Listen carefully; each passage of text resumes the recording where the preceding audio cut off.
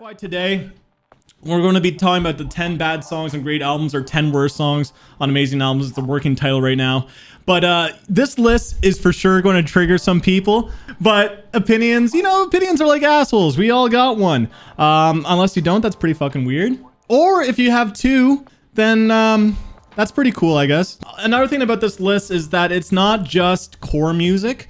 So there is going to be a good mix of core albums and also general like rock and metal albums that are actually really popular. Before we get started, some bands that didn't make the cut are All That Remains, The Fall of Ideals. That record is just all bangers. I'm like thinking, like, is there really a bad song on this record? No. Another one is As I Lay Dying and Ocean Between Us. Dillinger Escape Plan, Calculating Infinity. That album's so forward thinking. It's so weird, but yeah, and there's nothing bad about that record either. But here's a couple of albums that are amazing or even considered masterpieces to a lot of people, but they have that like one dud that you kind of skip. When I say worst songs, I don't mean bad, but they're the worst in the album. So they're all like good songs, but if I had to rank them from worst to best, this would be at the top, right? The first band on the chopping block is pretty fresh in our minds. This band recently dropped an album that I absolutely love. It's very divisive, but I enjoy their new record. You guys can probably assume what I'm talking about, and that is Northlane. We're gonna be talking about Alien though. Alien is considered like the best Northlane record, unless you're an Adrian fan and hate the stuff with Marcus. But Alien, I feel like the general consensus is a step in the right direction for the band. And honestly, this record is really, really freaking good, man. But there's one song where I always seem to skip. It's the dud on the record. I also made a reaction video for it and I didn't like it then, but even now, I don't really care for it. And that song is Eclipse.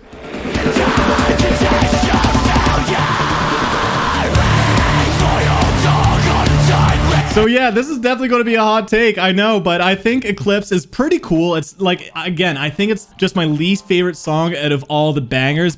Talking about like 4D is incredible. Details Matter is incredible. Talking Heads is incredible. Free Fall, Gin, Vultures, Sleepless, like so many incredible songs, but Eclipse to me just falls a little bit flat. But it's funny because Eclipse sounds like what they did with Obsidian. They took that techno EDM vibe and just ran with it, but I felt like they did a really cohesive, cool sounding record with a lot of different sounds. But Eclipse was like a short sample that just feels a little bit out of place in this record that feels a lot more metalcore focused, right? It feels a lot more metal sounding, and this one that's a little bit more techno sounding, just, I don't know, I don't vibe with it in the cohesiveness of the record. Unlike Obsidian, where it's all like that, and I just love the flow from start to finish. Next up on the chopping block is an album that is beloved by so many metalheads that this is for sure going to trigger some people. And that band that I'm talking about is Slipknot. But Volume 1 does have a little bit of a dud. But, you go to like the heavy, aggressive,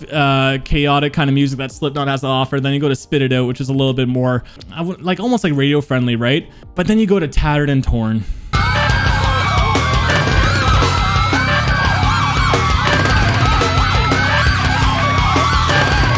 So this song feels like almost like an interlude, right? That's kind of how it is on this record, but it lasts a little bit too long. And considering that, like I said, Spit It Out was like a much more like fun track.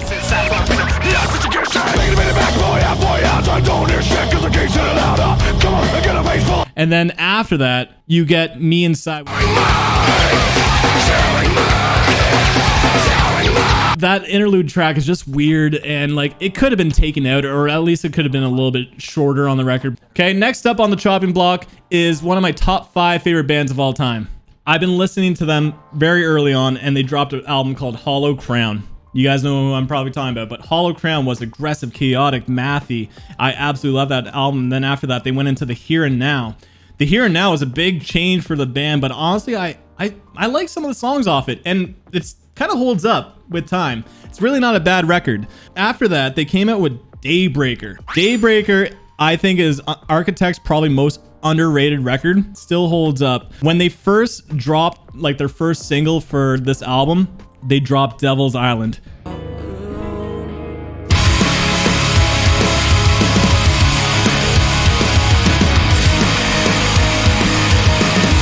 This song has a message too, and it brought back like Dillinger's Escape Plan sounding kind of riffs because these guys are influenced by Dillinger. So yeah, this record is just a fucking great record, man. There's really hardly any bad songs because we got some. These Colors Don't Run, I would argue, is like one of the best metalcore songs. It has one of the best breakdowns ever. I fucking love the breakdown. These Colors Don't Run. Alpha Omega is really cool too. Even if you win, you're still a rat. There's a lot of cool songs on this album, but the one that's a little bit of a dud, that's skippable, is Feather of Lead or Feather of Lead.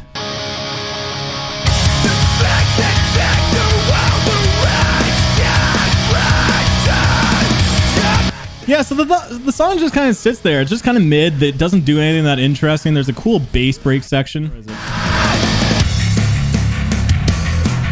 But really, it's an okay song. You know, I was trying to think of Lost Forever, Lost Together, All Our Gods Abandon Us, but there's no bad songs on those albums. All right, going back to big albums. Albums that are going to trigger people. Next up on my list is one of the biggest nu metal bands of all time, one of the most influential bands of all time. This is guaranteed to trigger some people. For Jay Mutants, you already got it, dude. Let's move on to Linkin Park with Hybrid Theory. The song that I think is the dud, or the song that's a little bit skippable, is Runaway. I wanna run away, never say goodbye. My reasoning for not loving this song as much as the other ones is because you're going from Crawling, which is like an anthem, dude. It's like one of the most influential songs for like rock and metal. And then the song after that is By Myself, which is like a lot more aggressive.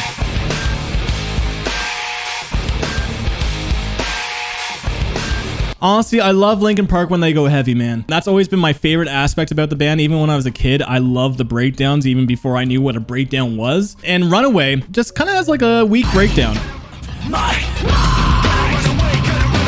Next up is a bit of a curveball in this like list because it's one of the best albums of all time, but metalheads might not seem to like agree. Some do, but like metalheads don't really listen to this band too much. But this band actually plays a major role to a lot of the bands that we listen to. But this one album is just iconic. The thing is, this band's from the UK and they wrote pretty popular like British rock songs, and everyone's familiar with their main single, Creep. They also wrote other hits like High and Dry, Fake Plastic Trees, but then they came out with an album after that which really was genre bending and really made the band experimental, and that's essentially what the band is still today. And the band that I'm talking about, in case you don't know yet, is Radiohead with OK Computer. This album is considered by many like a masterpiece. It's truly like, for me, like I even listened to it when I was a kid. I enjoy this album a lot. Paranoid Android, I think, is one of the coolest songs ever written. It's a 6-minute prog rock track that was on the radio, and it's so weird. Like, this is a progressive as hell song. The acoustic guitar playing is like so intricate too.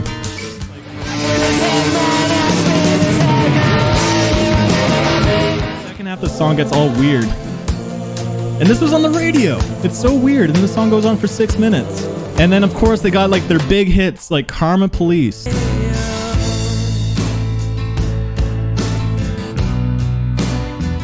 But the one song that feels a little bit out of place, this might be taboo to say, but Electroneering. This song is a little bit more standard rock.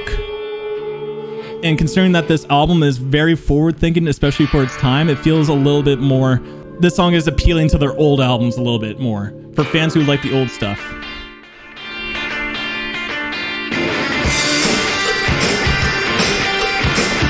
Like, it's got a good riff, and the chorus has an amazing falsetto hook. But yeah, that one song feels a little bit out of place, and considering everything else is a lot more ambient, atmospheric, and experimental. 5 more. This is one of the biggest rock metal bands currently. They don't miss, really. Honestly, when they change their style, I still like it, man. But this record is like a metalcore anthem. And I'm talking about Bring Me the Horizon, Sempiternal. This album is considered by many Bring Me the Horizon's best work. You know what? It's hard to say what Bring Me the Horizon's best work is. There's a Hell. Believe me, I've seen it. I think it's a really cool, forward-thinking record for its time. Sempiternal is much more digestible. It's a fun as hell record. But honestly, weirdly enough, I love That's the Spirit. That is a record just full of like solid rock songs that I just enjoy the hell out of. But Sempiternal is really good in its own right. We got songs like Shadow Moses. Yeah, I hate Shadow Moses. I fucking love it. I love the pinch harmonics. I love the fuck breakdown. I love the chorus. I love the Metal Gear intro too. As a Metal Gear fan, I love it. And then we also got songs like Can You Feel My Heart, which got even more viral because of TikTok. This band doesn't even need to get more viral, but House of Wolves is really good. Sleepwalking's really good. Go to Hell, for heaven's sake. And then they even got the slower ballads like And the Snakes Start to Sing. But the one song that's a little bit of a dud is a little bit of a cop-out answer because it's part of the expanded version. But if you're listening to the expanded version, which is the only one that you can find on Spotify, is Join the Club.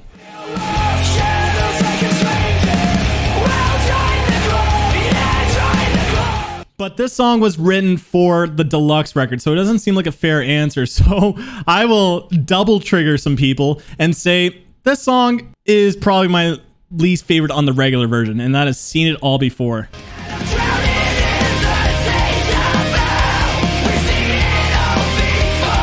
When we're talking about these albums, they all have bangers, right? And I'm not saying I don't like this song. So Dorban Glory, when you say I like Join the Club, it's not like I'm saying I don't like it.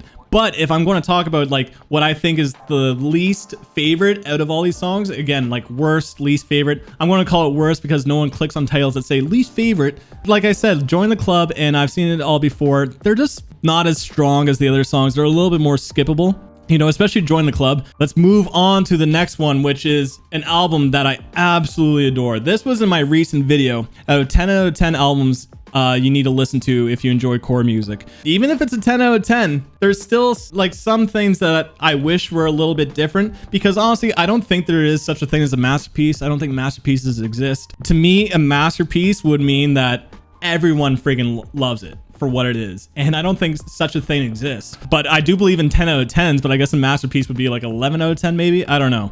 But this record to me is still a 10 out of 10. And I am talking about Underoath with Define the Great Line. But the one song that lasts a little bit too long and could be trimmed is not really like an actual song from the band. It's an interlude. But I noticed that when I listen to this record, I tend to skip the interlude. And that is Salmernir. So this song is 3 minutes. And it's actually kind of interesting. It has a cool sound. And basically, someone comes in that does a voiceover and speaks a verse from the Bible.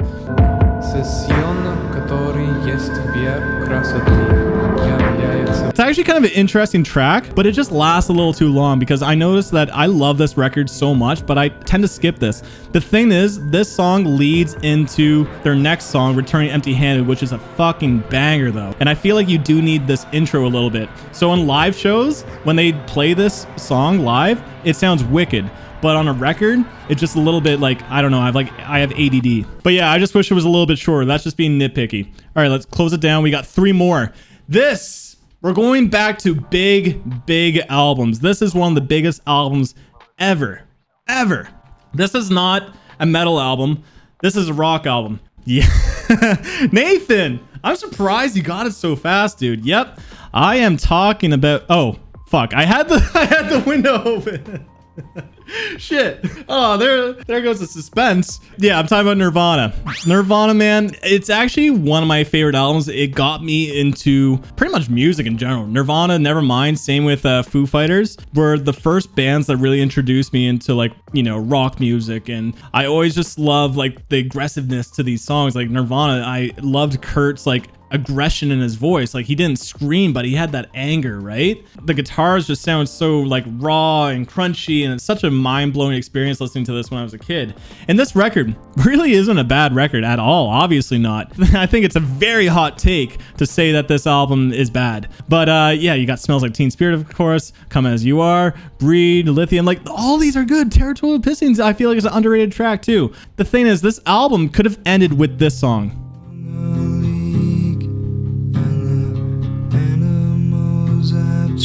So yeah, Batman memes for sure. This song got even more popular because of the new Batman movie. But this album could have ended with this song. But instead, what happened, we got a hidden track. Hidden tracks are cool. We don't get enough hidden tracks on records these days. But the hidden track leads into this noisy mess.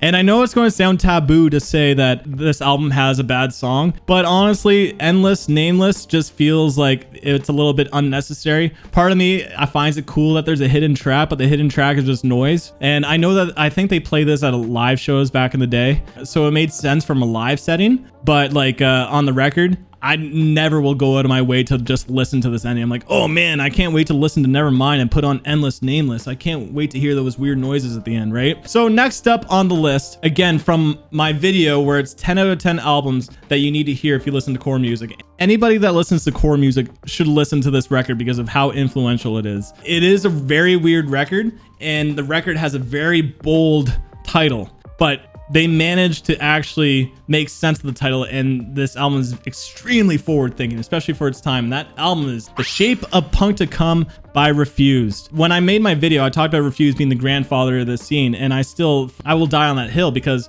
I truly believe that they are. When they have songs like New Noise, which have lyrics like, can I scream? We lack motion to move to the new beat. Back in 1998, it's like, can we scream to get like radio airplay because they're lacking what they need to do to be like trendy on the radio. It's an album with a message. They mix in jazz, EDM, and a whole bunch of different things. So if I go to that part where he says, can I scream? Can I scream? Yeah! But there's one song on it that I always skip. But again, it's like an interlude track, and it's weird, man. And it's Brutus Poem, number 5. They got like Crash Bandicoot sounds. So it's kind of cool in the context of the record because it's so genre bending for a punk hardcore record. All right, let's move on to the last one. You guys will be familiar with this record. This is a band that I discovered a long time ago on a compilation CD for Hopeless Records. But then they had this one band have their new single out on the compilation, and I was blown away by that song, and it was Unholy Confessions. So I remember just thinking, whoa, who is this band? This is so cool. And I showed all my buddies them, and Waking the Fallen from Avenged Sevenfold was a really, really good record. I love that band. And then after that, they came out with City of Evil. I honestly didn't like City of Evil when it first came out, man. They went into a more radio-friendly, almost cheesy kind of sound. But I'm realizing the older I get, the album's really fucking cool, actually.